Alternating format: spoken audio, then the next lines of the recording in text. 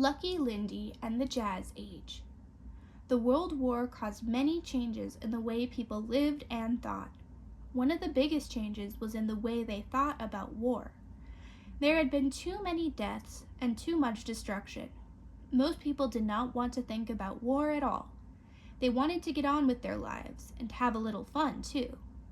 One of the new forms of fun was the air show. During the war, many improvements had been made to the airplane, and many young men had learned how to fly as Army pilots. When they returned home, some took jobs with the post office, flying mail by air from city to city. Others bought old Army planes and traveled across the country, flying in air shows and races. During the exciting years of the 1920s, these young pilots learned important things about how to make airplanes stronger and safer. Soon, airplanes were flying higher, faster, and farther than ever before. The great dream of pilots in those days was to fly a plane from the United States to Europe across the Atlantic Ocean, a distance of more than 3,000 miles. Such a long flight seemed impossible to most people, but a few airplane builders and pilots knew that someday it would be done. In 1919, Raymond Orteig, an aviation enthusiast, had offered a prize of $25,000 to the first person to fly nonstop from New York City to Paris, France. Years passed, but no one succeeded in making the flight. Finally, a young airmail pilot from the Midwest, Charles A. Lindbergh, made up his mind to win the prize. First, he studied what type of plane and motor would be the best for the long transatlantic flight. After careful study, he decided that a new type of plane called a monoplane, which had only one set of wings instead of the usual two sets, was best. The airplane would have only one engine. It would have extra fuel tanks, but it would have nothing on board that was not needed for the flight. That meant no radio to call for help and no parachute. In order for the airplane to be more streamlined, it would not even have a windshield. A group of businessmen from St. Louis, Missouri provided the money Lindbergh needed to have an airplane specially built in San Diego, California. When the plane was ready, Lindbergh named it the Spirit of St. Louis. Lindbergh flew his plane across the country to New York. On the morning of May 20th, 1927, he took off from Roosevelt Field on Long Island and headed out over the vast Atlantic Ocean. For 33.5 hours, he fought against the bad weather, the cold, the loneliness, and his growing need for sleep. At last he saw land, the coast of Ireland. He had flown across the Atlantic Ocean.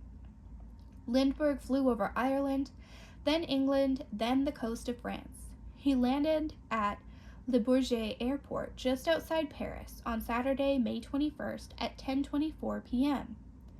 All during Lindbergh's flight, people in Europe and America had been listening to their radio sets, hoping for news of this brave young pilot. When he landed, thousands of excited people rushed out to the plane and cheered wildly.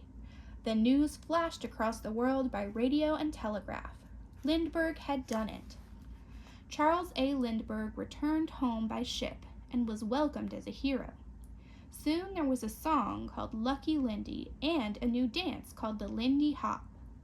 Of all the American heroes of the time, Lindbergh was the greatest. And in the 1920s, there were many American heroes. George Herman Babe Ruth was a sports hero, slugging home runs for the New York Yankees and setting many new baseball records. Fans lovingly called him the Sultan of SWAT and the Bambino. Movies became very popular in the 1920s. One of the most popular movie stars of the time was Rudolph Valentino. He had won fame in a film called The Sheik. Many young men slicked back their hair and tried to act like this Hollywood hero. The 1920s were also good years for American writers. Among the best was F. Scott Fitzgerald, whose stories captured the excitement and glitter of the time. Fitzgerald noticed how popular the kind of music called jazz had become in the 1920s, and named this period of American history the Jazz Age. Another writer just beginning his career in the 1920s was Ernest Hemingway. He had been wounded in the war, and he used his war experiences in several books, including A Farewell to Arms, one of his best novels. It was the business world, however, that made the greatest mark on the era. Many American businesses had grown during the war, and in the 1920s, business boomed. Of all the great business heroes of the Jazz Age, the automobile manufacturer Henry Ford was the greatest. Ford's workers built millions of Model T automobiles on great assembly lines. The price of a Model T was so low that almost anyone could afford to buy a car.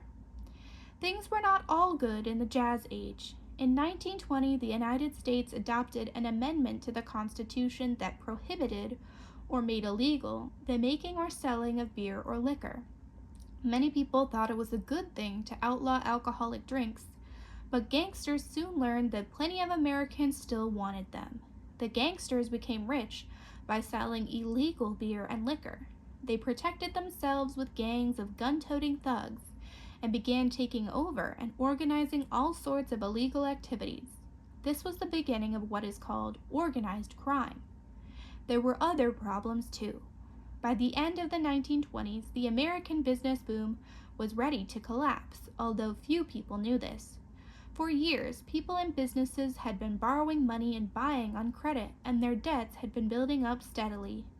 In October 1929, people who had used their savings or had borrowed money to buy company stocks and bonds watched as the values of those stocks dropped lower and lower. Many people lost all their money when the stock market crashed. Banks and businesses began closing, and workers lost their jobs. More and more people had less and less to spend, and this forced even more businesses to close. In a few years, millions of Americans were out of work. The Jazz Age was over.